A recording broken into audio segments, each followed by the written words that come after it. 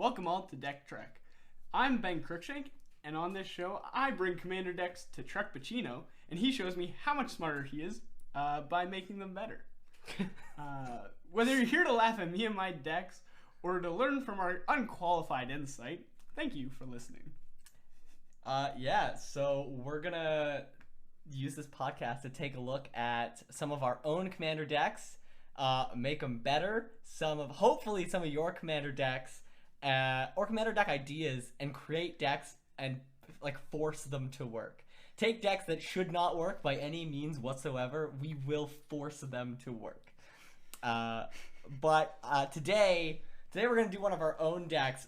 This is one of Ben's personal decks. This has been a topic of conversation for us for a while. All right, please introduce us to your deck, Ben. All right, so the deck has the commander Kresh the Bloodbraided. He costs 2, a red, green, and black. Red, green, and black is Jund. He reads, whenever another creature dies, you may put X 1/1 counters on Kresh the Bloodbraided, where X is the creature's power. That is the important bit. Yeah. I opened up the new Capenna Jund Precon, and I'm like, this card probably should get out of here, but he's really cool, so I'm going to make a deck where he fits. And so he made him a commander. So what does your deck want to do? So what is it that you want to sit down at the table and do when you open this deck? I mean, obviously, Kresh gets big. That's what Kresh wants to do. He himself wants to be the biggest thing on the board, and if he's not the biggest thing on the board, he wants to kill the biggest thing on the board and then make him even bigger, just to rub it in whoever has the biggest thing on the board, rub it in their face. That being said, there's 2 sort of themes in the deck. One was sort of the main idea, and then one was cards that I actually had available. Which, I mean, yeah, that's how I made this deck, was I like this commander, and so I threw cards that I had and fit them together. The first of the 2 themes is having big and scary things that if you kill, make Kresh bigger and scarier. Things like Zeotora the Incinerator. What does Zeotora say? Zeotora says, on the end step, at the beginning of your end step, sacrifice a creature, and Zeotora the Incinerator deals damage to a target equal to that creature's power, and also create 3 treasure tokens. He's also like a 6/6 flyer. Yeah. So yes. Yeah. Yes. He's a 6/6 Jund flyer. It also doesn't say another, so you can sacrifice Zeotora. No, it does. Oh, it does say another? Yeah. Well, then ignore that. You're wrong. See, I'm the smart one here. And yeah, some of the other dragon in the deck that is nice and big and fun is Corvold the Faker's King, because I mean, he's fantastic. He's fantastic. And you're sacrificing things. Yeah. He's fantastic. It's a Aristocrat Jund deck. He's gonna be there. And because he puts 1 counters, and he also draws cards, which is really nice. That's built into it. I don't have it right in front of me, but Corvold says when he enters the battlefield, you sacrifice something and you put a 1/1 counter on him, and whenever you sacrifice something, you put a 1/1 counter on him. Well, it's just whenever he attacks or enters the battlefield, sacrifice a permanent. Whenever you sacrifice a permanent, put a 1/1 counter on him and draw a card. Oh, yeah, so that's exactly what your deck wants to do. Yeah. No, it's very nice. Very nice. The second theme, which sort of is a bit bigger in the deck itself, because those are the cards I had available, is to basically force all players on the board to sacrifice and make Kresh bigger and basically be able to swing on an empty board state.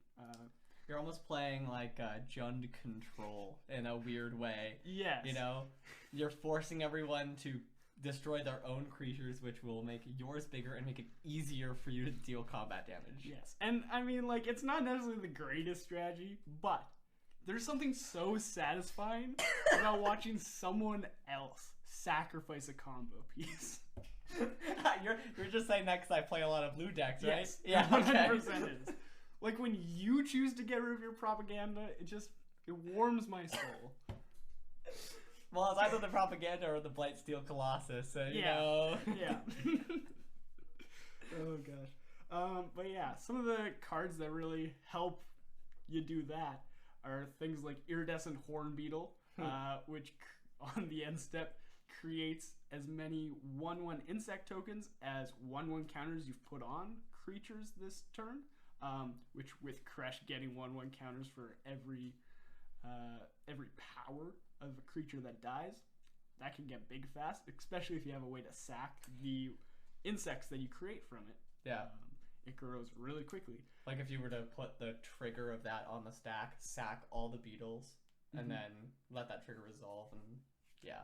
Yep. Oh boy. Yeah. No, or you can even do it in your second main and just, or before combat, just boom, make Kresh the massive creature. Or if you have an instant way to sack things, then you can do it between blockers and damage.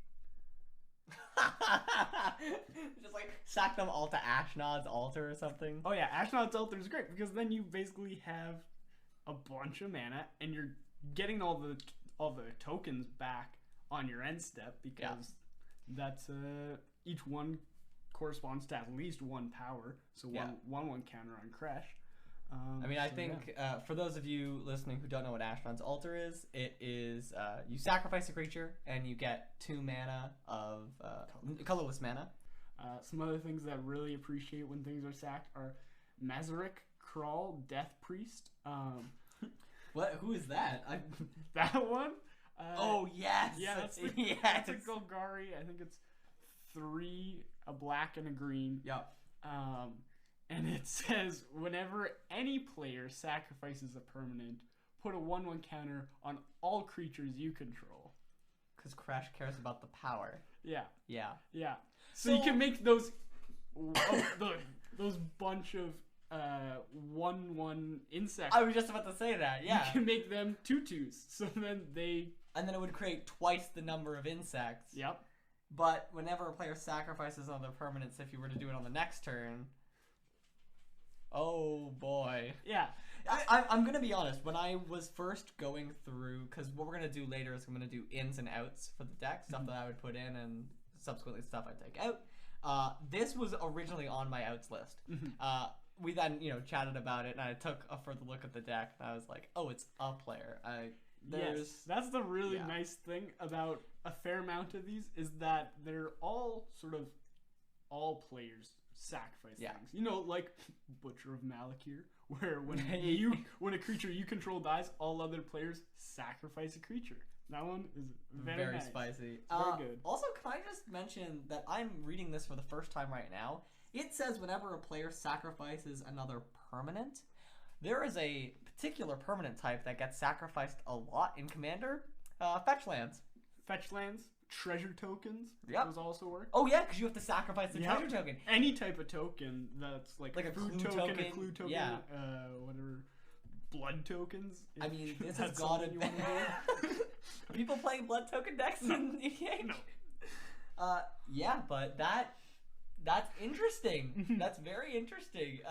Imagine playing against like a lands deck. Someone keeps reoccurring some fetch land. Oh boy. Yeah, no, that's crazy.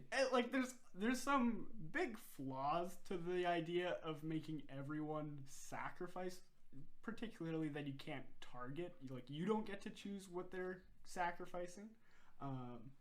But yeah, you can do some funny things with it. And I mean, let's be clear. If you haven't realized it at this point, we're not trying to build a CEDH deck. We're trying to build good decks, but we do want to have fun. The real point here is to make a funny deck and then make it playable. Yeah. Like I mentioned though, Kresh, fantastic card. Love him. Corvold, he's great. He's a G.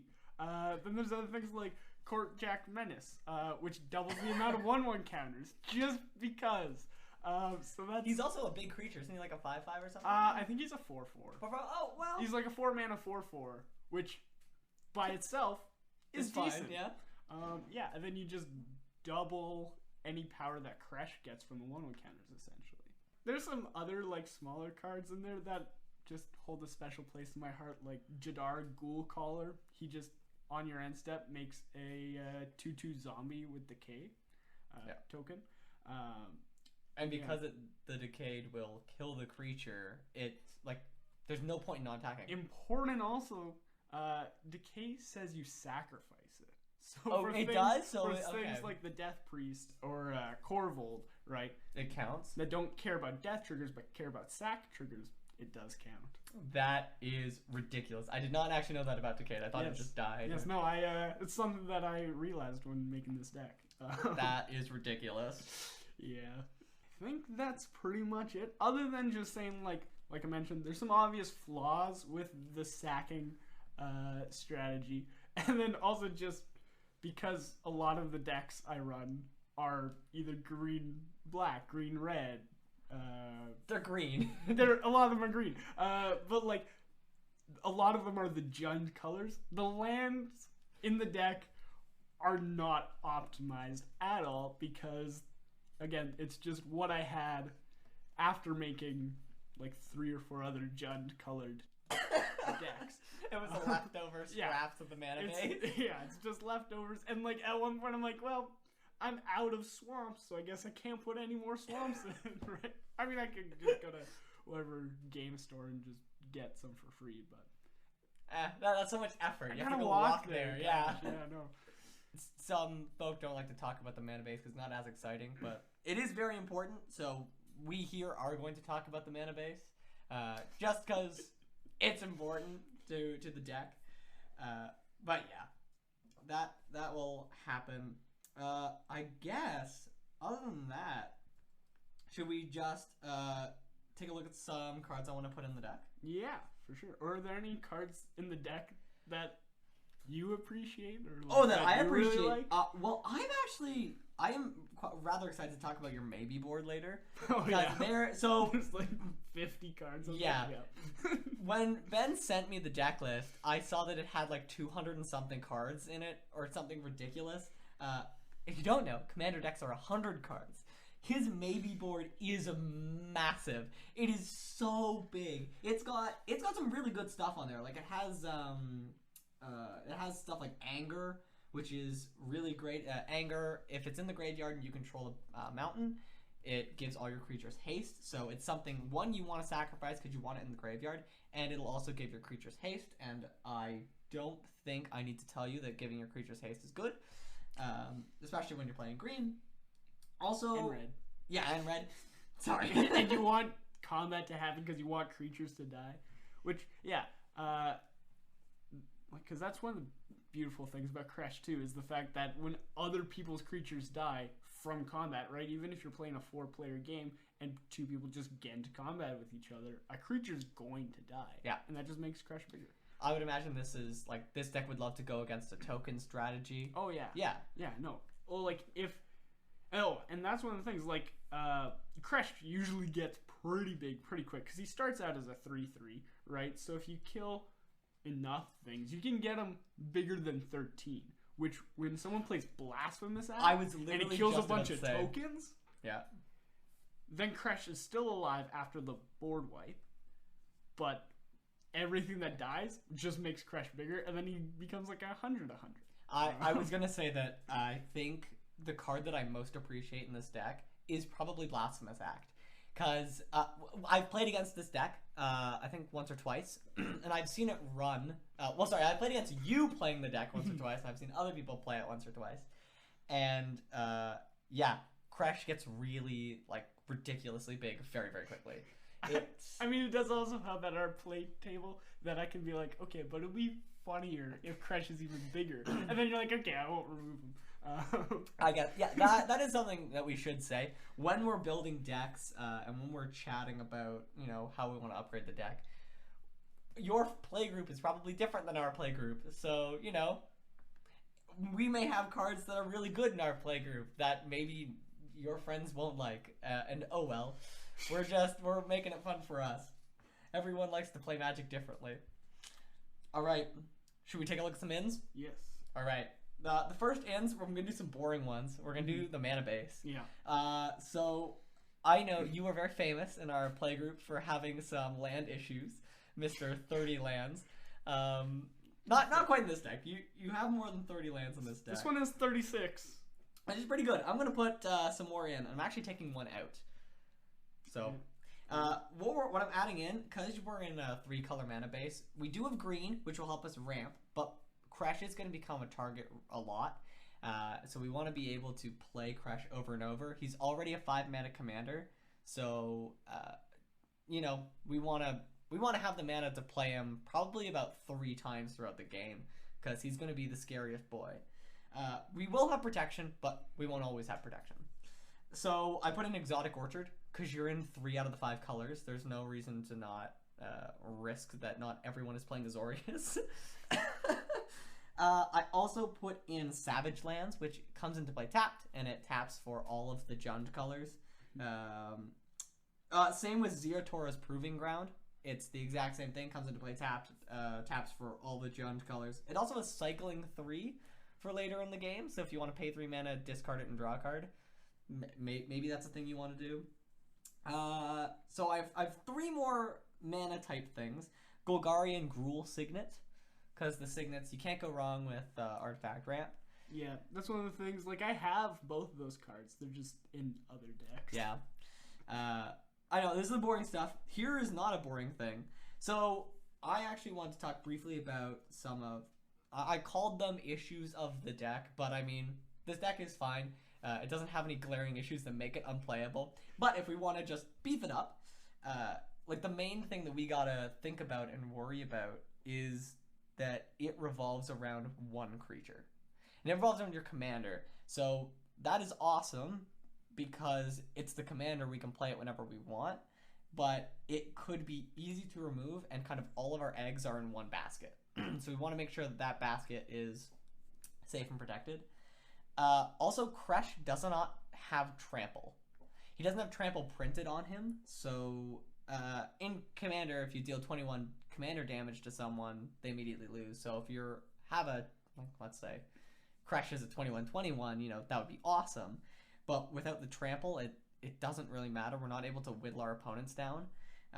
It's also quite good against, well, some of my decks with our life gain decks. So when I have 300 life, which, yes, has happened before, Kresh would be able to commander damage me down and have me lose the game, but he needs a trample. Or if he's big enough, just... Oh, yeah. Always card draw. Your card draw is actually pretty good. I don't think I added any more card draw, but I feel like I'm going to mention it literally all the time. Yeah. And that is one of the things, like, I made the original version of this deck, and then I revised this quite a bit before sharing the deck list with Trek. And that was one of the things that in the very original version of the deck was seriously lacking, was card draw. But yeah, then we put nice things like a Disciple of Bolas in there, Life's Legacy, and made it... Yeah, Disciple of Bolas is... can you please read a Disciple of Bolas for us? Because it is exceptionally good in this deck. When Disciple of Bolas enters the battlefield, sacrifice another creature. You gain X life and draw X cards, where X is that creature's power. It's 3 mana and a black. Yeah. Yeah. That's a great card. Yeah, it is. Yeah, it is. Another strange issue is we want big power creatures because we want to sacrifice our own stuff and, well, we want big power creatures. There's no other way about it. But those big power creatures cost a lot of mana. So it's slightly unlikely that we're going to be playing more than one thing in a turn unless we have all that ramp, which is kind of why I opted to put in... I took out cards from other places to put in more mana rocks just because we want to be able to play like 2 5-drops in a turn. I guess the last thing, I did say in my notes that we wanted more creatures, but I don't think I added a single creature. So let's just ignore that note, pretend I didn't say anything, and move on with our lives. All right. Okay, next thing I wanted to add, this is another land, but it's a very good land. It gets around the fact that we don't have trample, and it's a land. Mm-hmm. It's called Rogue's Passage. Yeah. Rogue's Passage, it taps for a colorless, and it says, you can pay 4, and tap it, and target creature can't be blocked this turn. That is an amazing way to get around like death touch creatures or even just someone who has a big board state. It's a great card. Great card. And hopefully, because we'll have a lot of mana, we'll be able to use this every turn without worrying and play some other things. Yeah, Rogue's Passage. Can't be blocked. Go in. Do that commander damage. I'd probably say Rogue's Passage may end up being the best card in the deck if it was added in. I would argue that there's one that is better already in there. It's a land as well.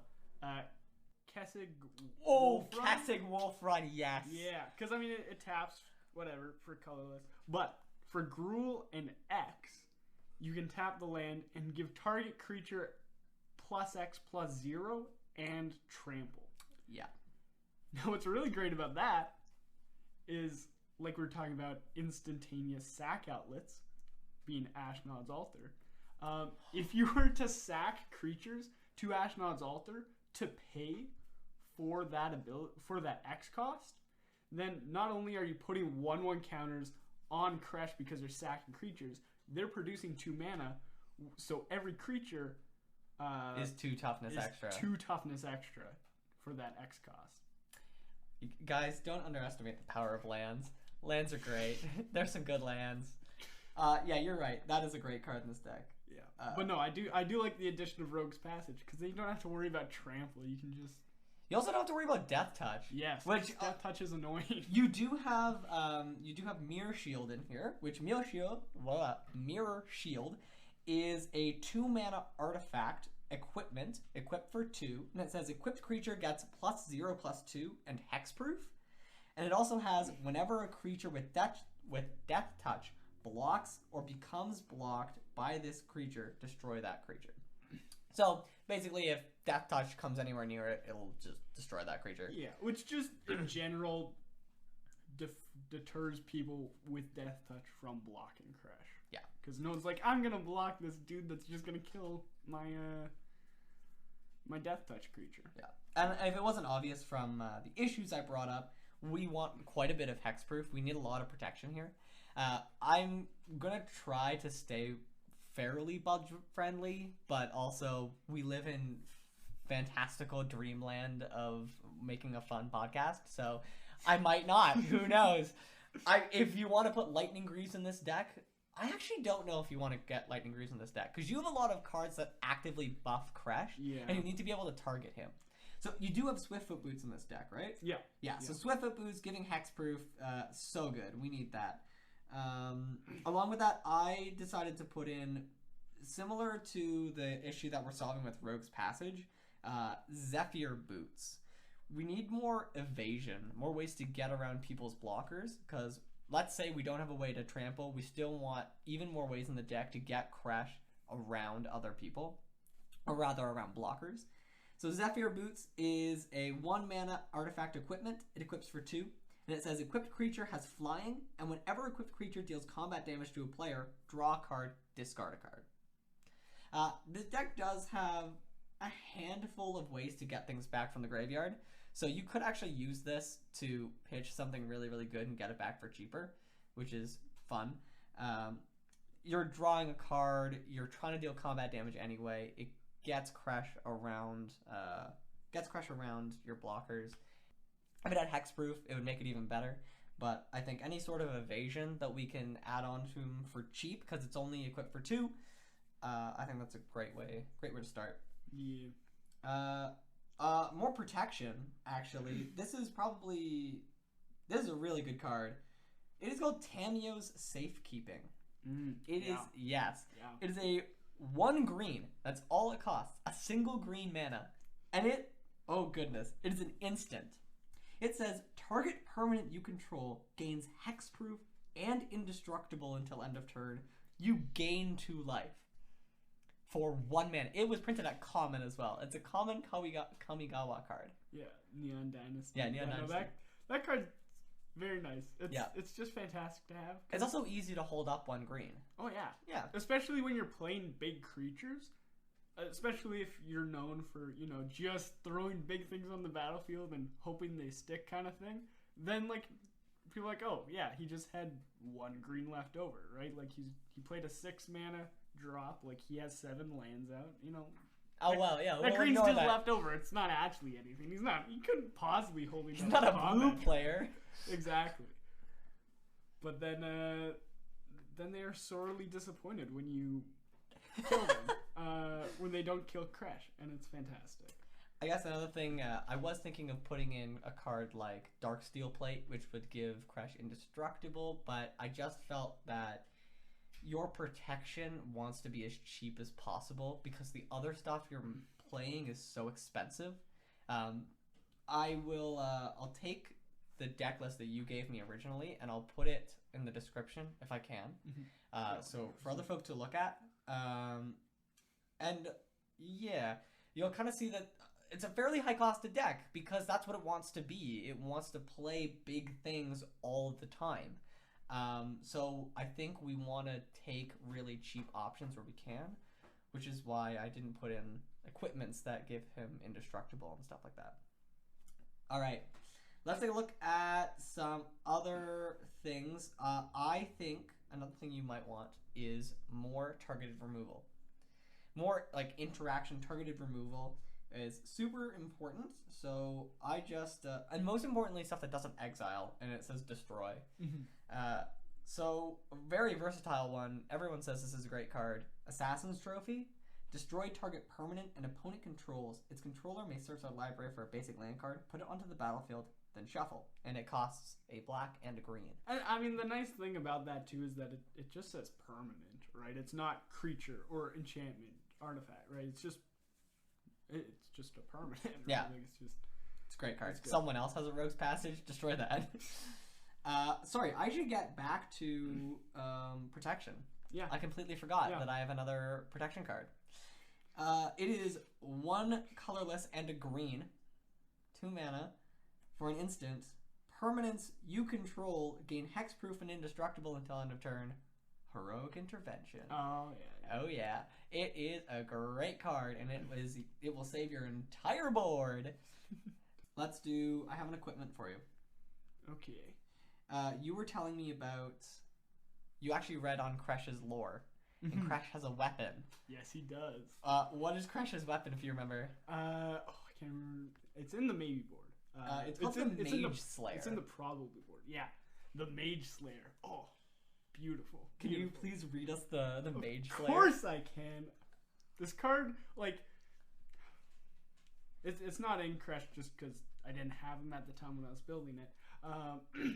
But it's such a great card that, like, just works in Gruul decks. It's a flavor win. Yeah. Also, giving Kresh his blade is beautiful. It's amazing. But yeah, Mage Slayer. It's 1, a red, and a green. It's an artifact equipment, and it reads: whenever equipped creature attacks, it deals damage equal to its power to the player or planeswalker it's attacking. And it has an equip cost of 3. I have witnessed Kresh become like a 100/100 in a game. Yeah. This is an insta-kill. This can be an insta-kill. It's like, it's really just like a better version of Double Strike almost. Right? Because it's like it deals just as much damage, but it's specifically to the player. Like you don't have to worry about like trample and blockers or anything. It's just you do the damage to the player, and then you also get to do damage to the creatures, move to combat, right? Yeah, which is fantastic because that's what Kresh wants to do. He wants to deal lots of damage to your opponent's biggest creatures, which will, for the most part, be what's blocking him if he has trample. Yeah, and I like this whole time we've been talking about. I said evasion before. This is a great way to get around that. Yeah. Even if you have no evasion on the board, but you have Mage Slayer, and someone has like just 1/1 blockers, you can just keep throwing that. You can keep throwing Kresh at your opponents, and it doesn't matter because you're getting around that anyway. Exactly. Like because I mean, yeah, one of the places where it is harder to get around is if someone's making like 1,000 locust tokens or whatever, right? And they're just putting up like 1 or even like enough to fully block Kresh if he has trample, right? If like a token deck is able to do that, Mage Slayer still gets around that. Yeah, regardless. You're still gonna deal a ridiculous amount of damage. Yeah. Yeah. there's also just like kind of nothing anyone can do about it. Yeah. Because even if you, I don't think anyone plays the card where it gives you hexproof. It's the Leyline of Sanctity, I think. Oh. I don't think anyone plays that. Yeah, there's a few cards that give like players hexproof, But it gets around that. It's a very niche kind Yeah. of thing, but it would get around that. Well, yeah, because it doesn't target the player. So Yeah. Okay. Let's talk about. Weird thing to bring up. I know. Let's talk about making other people sacrifice stuff. I want to beef up that zone because I think we both agree it's kind of funny. It's so funny. I love it. Oh, it's so good. Well, this isn't quite sacrificing, but this is single target removal, and we've talked about this before about one of the best mechanics for this deck is Evoke, because the creature comes in and dies. Like, Evoke says you cast a spell for the Evoke cost. If you do, sacrifice it when it enters the battlefield. So it's a sacrifice trigger, it's a dice trigger, and you get the effect, the ETB effect. Yeah, because every Evoke card has an ETB. Yeah. Otherwise, it'd be pointless. So this is 4 colorless and a black. It has Evoke for 1 and a black. Okay? It is Shriekmaw. Yes. So it is a 3/2 elemental creature with fear. It has when Shriekmaw enters the battlefield, destroy target non-artifact, non-black creature. I mean, I don't think that'll be an issue. There'll always be something to kill there. Yeah.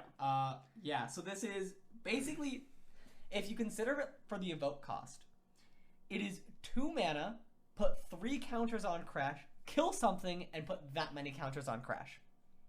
Yeah. No, it's fantastic. Because, I mean, like, yeah, like you said, it's basically put 3 counters on Kresh plus, like, a Doomblade with the caveat that you can't target artifact creatures. Right? Oh, well. And then against an artifact creature deck, that might be a problem.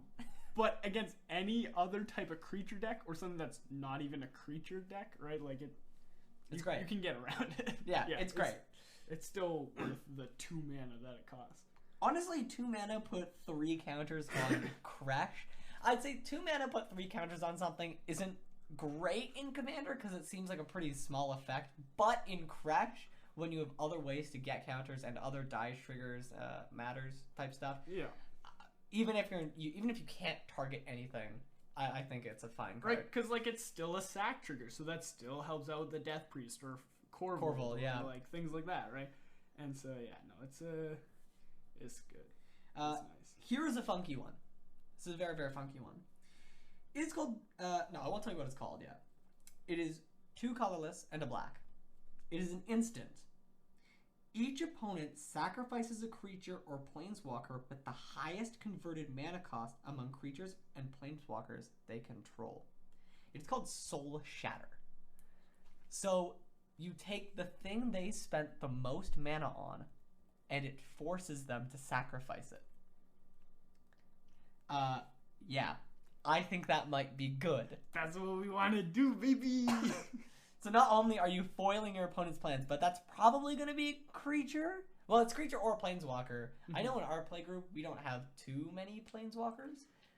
We do have some. Yeah. But, yeah. You basically throw this, kill all of your opponent's biggest thing, and then you get all the counters for it. And yeah, the beautiful thing about that is the fact that if a creature has a large mana value, it probably, unless someone's like playing like a really expensive defender deck or something, I don't know. Right? Like, I would like to play my 6 mana 0/14 or something. Exactly. Right? Like the higher mana value cards are gonna have the higher power. Yeah. So yeah, no, that's very nice. I like that card. Yeah. I don't think it's super expensive either. I actually think I have one if you want it. I think I have one too. All right. Speaking of getting around things, I kind of saw one of the issues we talked about this kind of casually, that the deck has some trouble finishing the game because eventually people are going to be able to create the tokens. They're going to be able to have the creatures to block. They're going to have ways to deal with it. So yeah, here's a way to insta kill everyone at the table. It is 3 red. Target creature you control deals damage equal to its power to each other creature and opponent. That is Chandra's Ignition. Yes, it is. Yes. Yes, Chandra's it is. Ignition can one-shot the table. And if it doesn't, it'll probably kill all the creatures at the table, making Kresh an unstoppable god. The beautiful thing is, there are very, very few opportunities where the things on your board are bigger than Kresh, right? Yeah. Like maybe when you first bring Kresh back out, but like that's gonna, kill all your things. Which, like in general, like we talked about, the things you play are also gonna be big, right? And so Kresh killing all your things, it makes him huge. Oh yeah. Right? Like wiping your own board isn't always great, but it makes Kresh bigger, which is really nice, especially when then there's like, just like, because you're gonna wipe the board. There's no creature's gonna be bigger than Kresh. That's the point of the deck. Yeah, I have seen it where Kresh will come out as a 3/3, and by the time the next person has passed the turn, I'm saying the person after Ben has passed the turn, Kresh is like a 7/7 at least. And then afterwards, Kresh is like, at least. And then Kresh turns, after the next turn, he's at least a 14/14. And no one has any idea why Ben is just like slowly sitting with his D30, just like ticking it up, watching the game go by. And we're like, okay, Ben, it's your turn. He's like, all right, I will untap Kresh. How big is he? Yeah, 50-50. Oh, okay. Yeah, sure. Like one round of the table, Kresh can get extremely big. And because, some of the ideas for Kresh of, like, not sort of paying for protection, but having more, like, political protection, is one, not necessarily making him big super quickly, right? Or also, like, not giving him trample. Sometimes people are like, we don't need to deal with him. I can just put a 1/1 in front of him, right? So not giving him trample sort of somewhat gives him protection. Yeah, you're absolutely right there. Right? And when people are like, Kresh doesn't have trample, he can't win the game, people are more inclined to ignore him for the time being. Which and then is they're like, something I have totally done before. Yes, yeah, 100%, right? And they're like, Trek's deck is popping off. We've got to deal with him, right? Like, which is a common theme of our play group. Yeah, no, that's kind of the way that I've designed some of this deck, is to let you be the arch enemy, and then I just sneak up, and then once you're dealt with, I come in and just kill everyone. And they come in and you're like, oh no, we let Ben make a 1,000 creature. What have we done? Right, and like, I mean, the thing is, it's not too hard to give him trample. Like, there's a card in here, Massive Might. Yeah. Which is 1 green. It's an instant, and it reads target creature gets +2/+2 and gains trample until the end of turn.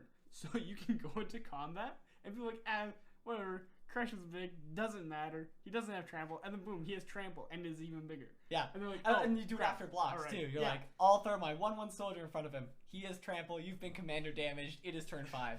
Goodbye. You've been commander damage and dealt 100 damage. Yeah, so. From the Mage Slayer. Yeah. Okay. Last card I want to add. So we're actually at the final card I wanted to add. If this doesn't become a meme of our podcast, then nothing else will. I love card draw. Mm-hmm. I love drawing cards. I design decks with the ability to draw the entire deck. Yeah. It is so fun to draw cards. Yes, it is annoying. But tell me that's not the best part of Magic. Oh yeah, no, I love when you play Nekusar, because then we all get to draw our entire decks. Ben, how would you like to probably draw your entire deck with a single card? Killing things. This might accidentally mill you. Oh gosh. Because it is 4 mana and a green. For an instant, choose 1. Non-human creatures you control get +3/+3 until end of turn, which actually isn't terrible in your deck because I don't think you have a single human in there. But it also has draw cards equal to the greatest power among non-human creatures you control. This is Return of the Wild Speaker. Yeah. So Kresh being a 50/50, you play this for 5 mana, draw 50 cards. Oh yeah. Oh yeah. I'm trying to think, because I'm so sure that I had it in the deck at one point, or like, I don't know. It was definitely on your side, your like one of your maybe boards, and I I saw it and I was like, this has to go in the deck. There's no possible way there's no way you can convince me this doesn't go in this deck. Maybe it's because I love card draw too much, but this is ridiculous. And because it's an instant, you hold up 5 mana, be scary. No! I just realized it says non-human. Kresh is a human warrior. Oh, he is. Either way, That might be why I took it out. I still think it's pretty good. Okay, maybe it's less good now. Maybe it's in my wolf deck. Maybe it's less good now, but you have enough non-humans that I think this is still a great card. Yeah, no, it's good. Because, I mean, like, Corvold's a dragon. Yeah. He's not a human. He's a noble, which is a weird creature type, but, Noble tribal? Oh, that's going to be an episode, isn't it? The next episode title? Noble tribal. Oh, man. Yeah. Well, that makes me very sad. I still think it's a good card to put in the deck. But especially with like that token generator we were talking about, if you play that, make all those, like let's say you put 6/1/1 counters on Kresh, end step you make 6/1/1s.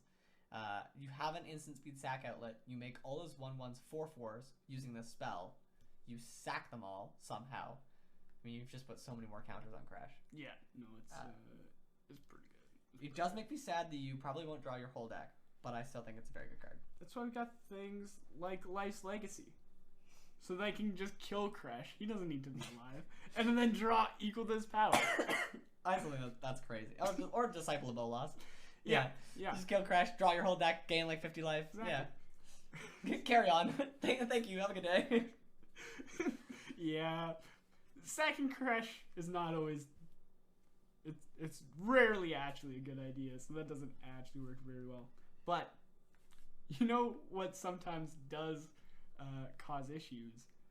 Corvold, if he's not under control, he can get close to, like, mill territory.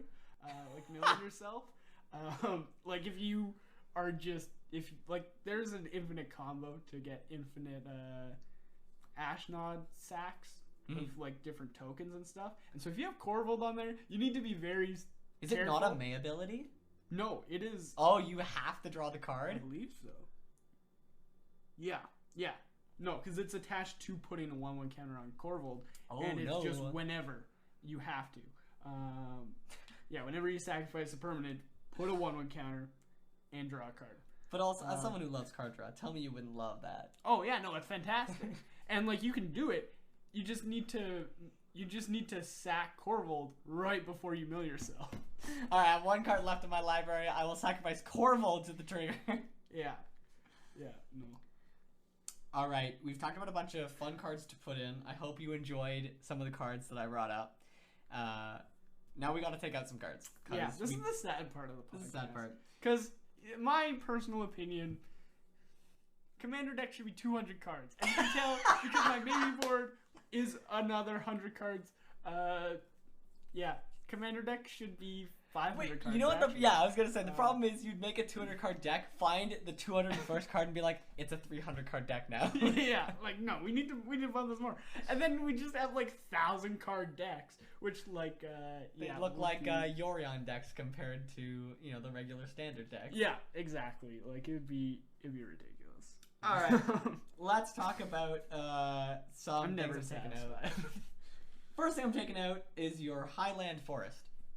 It is a snow land that comes into play tapped and taps for red and a green.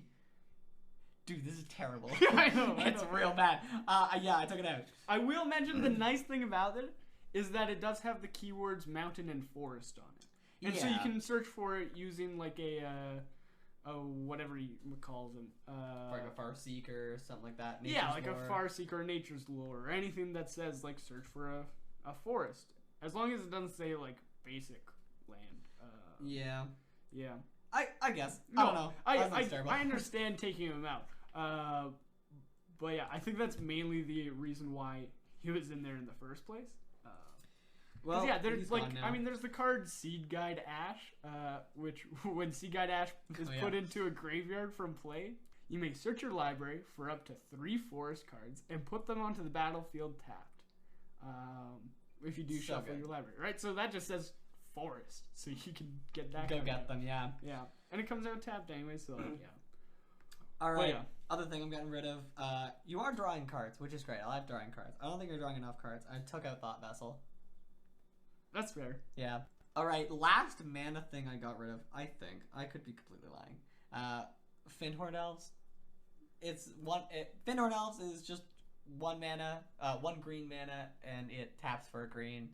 It's a 1/1. I got rid of it. He can go away now. I just thought it was probably the most unimpressive card in the deck. I don't have any really good reason to remove him. He's just a small 1/1. Sure, he's ramp, but if you put in the other 2 pieces of ramp I recommended in the other one, I think you can go. Yeah. I mean, yeah, like ramping on turn 1 versus turn 2 isn't super important since Kresh is a 5 mana card. So yeah, there's not a whole lot that this deck does before Kresh comes out. I mean, there are things that it can do. Like, there are some good, like, 3 or 4 mana cards in here, but, like, yeah, no. It's it really wants Kresh out. Yeah. And so, like, ramping on turn 1 or turn 2, like, yeah, no, it doesn't make too much of a difference. I also say, I guess with all the cards here, we talked about some really cool cards to put in. Not all of these cards that I'm suggesting taking out are bad. I actually would probably say, other than Highland Forest, like, none of the cards that I recommended taking out are necessarily bad. I needed to make room for cards that I think will help the deck more. And especially with what we talked about with some of the issues, is it kind of went all over the place, and we needed to focus it in on a handful of things. So I just tried to take bits and pieces of other puzzle pieces and get rid of them. So yeah, just a little note there. Speaking of that, Skull Clamp. It's going away. I love drawing cards, but I don't think you have enough 1/1 token generation. Because normally what you want to do is, so Skull Clamp, for those of you who don't know, is a 1 mana artifact equipment. It has equip for 1, and it gives a creature +1/-1. And whenever a equipped creature dies, you draw 2 cards. So normally what you want to do is have a bunch of 1/1s, pay 1 mana, and move it down the line of your 1/1s, killing them off and drawing cards, which is cool. I think you have enough card draw in your deck, and I can't believe I'm saying that, because I love card draw. I cannot underestimate that. Yeah. I love card draw. And also too few, specifically 1/1 token generations. You have a bunch of other cool ways to make tokens. So I just thought, I don't know, I don't think it's that great. Needed to get rid of some stuff. It can go. That's fair. The one thing that is really nice about having Skull Clamp in the deck, though, is that, like, your things are gonna die. 1, because they're big and scary, and 2, because you're sacking them.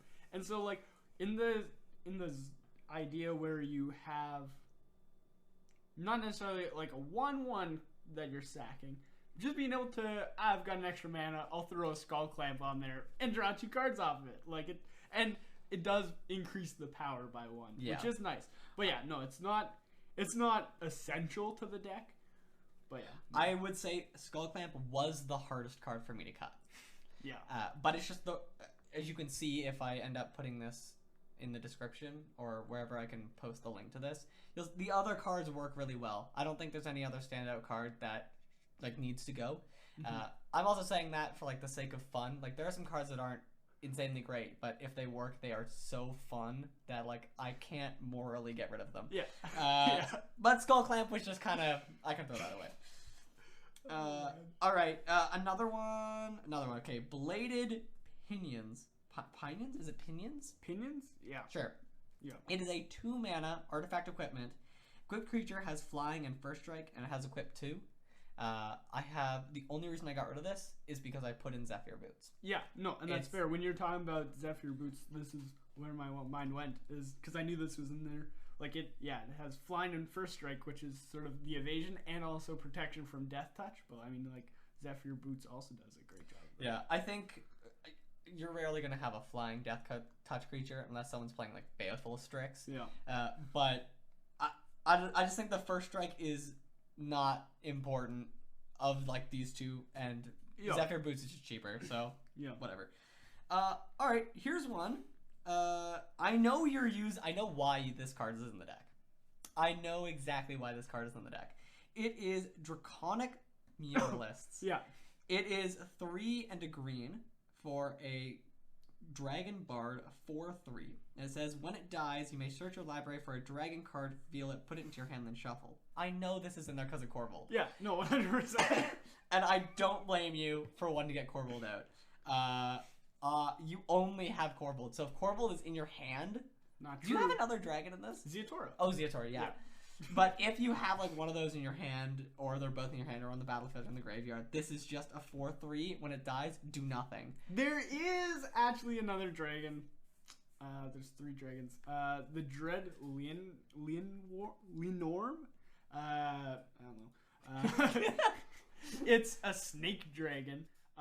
It's an adventure card. Oh yeah, I took him out too. Yeah, no, that's fair. That's fair. It's not fantastic. It is like hexproof and 1/1 counters the adventure side of it, the instant side of it. And so like if you are in a position where you have Ziatora and Corvold either on the battlefield in your hand in the graveyard, right? Then you can always, find some protection. Which can be nice. But yeah, no, 100% I would get rid of this too. Yeah. Yeah. Yeah. I just think in a handful of games, because you're drawing a bunch of cards already, it's fairly likely that you're going to draw one of those 3 dragons rather than having to tutor for it, so yeah, got rid of it. Speaking of Dread Lenorm? Whatever. It's going away. Yeah, get out of here. It's a 7/6 snake dragon. When you play it on its adventure side, it gives put 2/1 counters on target creature and untap it. It gains hexproof until end of turn. And when you play it as a creature, it says it can't be blocked by creatures with power 3 or less. It is so expensive. It's going away. Yeah, no, it's so expensive. Like, the abilities on it are not bad. Yeah. They're quite good. Like, if they were 2 mana cheaper, I'd play them. Yeah, 100%. Yeah, it's just too expensive. The abilities aren't good enough to justify the cost. Yeah, absolutely. I'm glad we agree there. Yeah. Here's a funky one. We talked about... So I put in Assassin's Trophy because it's a great card. We can both agree Assassin's Trophy is a great card. But I also wanted to take out some of your removal because I just thought it was too expensive. Okay. Yeah, no, that's Or fair. just like, I needed to take things out and it was strange. Outland Liberator. Outland Liberator? It is 1 and a green for a human werewolf. And on its human side, you pay 1, you sacrifice it to destroy target artifact or enchantment. And then on its knight side, you can pay 1, sacrifice it, destroy target artifact or enchantment. But also, when it attacks, destroy target artifact or enchantment defending player controls. Yeah. My genuine reason for taking this out, I didn't think it was big enough. You didn't think it was big enough? I wish the creature was larger, so that when you sacked it, you got extra value. That's I fair. think you have enough other ways in this deck to remove, specifically those threats too, that, I don't know.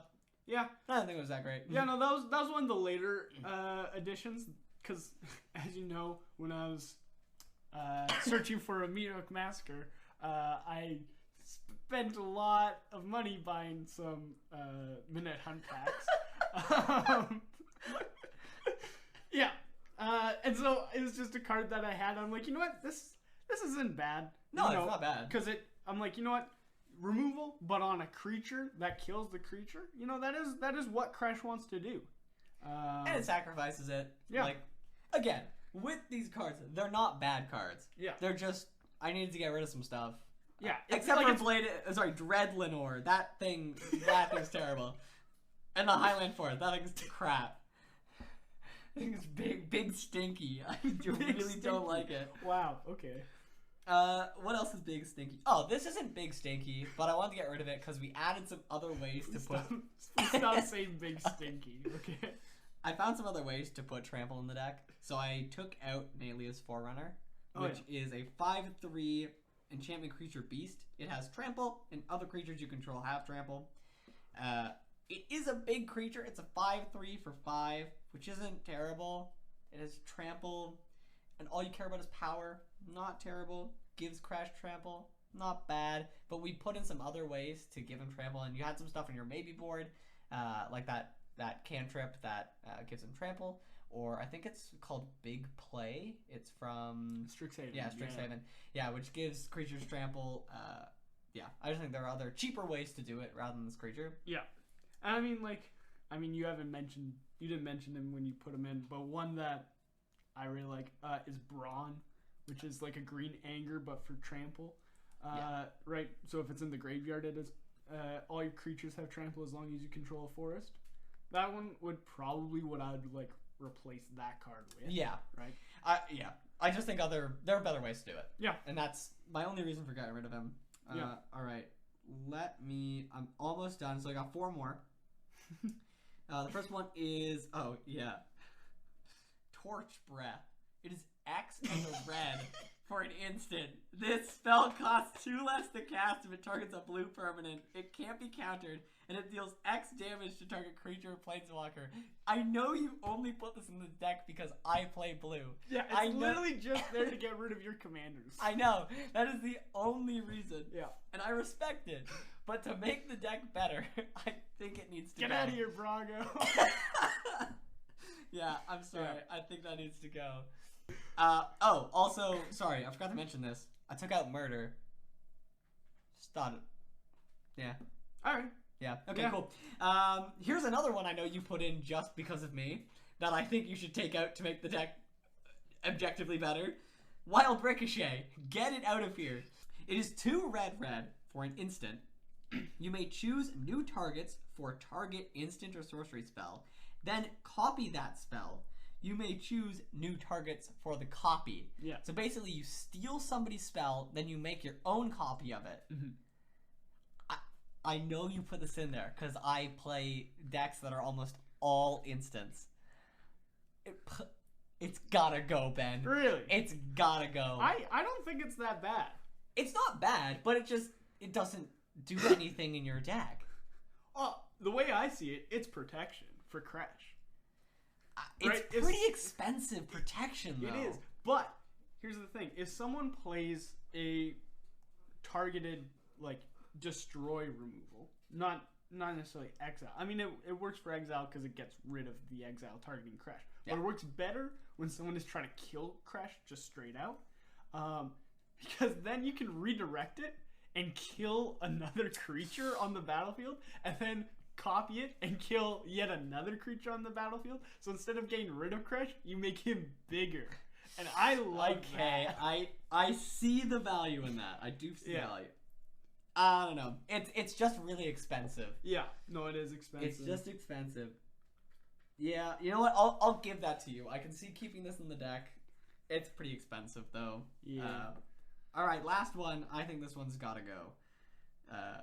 Winds of Kalsma. Whatever. Winds. Yeah. It's a windy boy. It's a fog effect. Mm-hmm. So it's 1 and a green for an instant. Prevent all combat damage that would be dealt this turn. But it has Ferocious.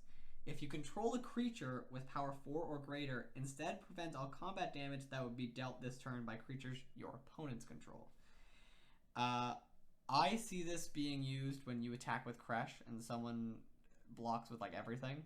Mm-hmm. And that might happen, but I think in the experience that I've seen Kresh run, there's no creature on Earth that can kill Kresh. There is not. I have yet to see a token board where I can put all the tokens in front of Kresh, and it will kill Kresh. The thing that you gotta worry about isn't combat damage; it's targeted removal. Yeah. Which is why I took it out. Yeah. Because Kresh is the threat in combat. You want that damage to be dealt. And I mean, though you will always have Ferocious, I mean, you almost always have Ferocious. Yeah. No, I still if Kresh is out, he's ferocious. Yeah. Right? He's ridiculous. Because if you don't have at least one counter on Kresh, why is he even swinging? Yeah. Absolutely. Yeah. All right. So those were my ins. Those were my outs. Do you have any thoughts on like where I took the deck?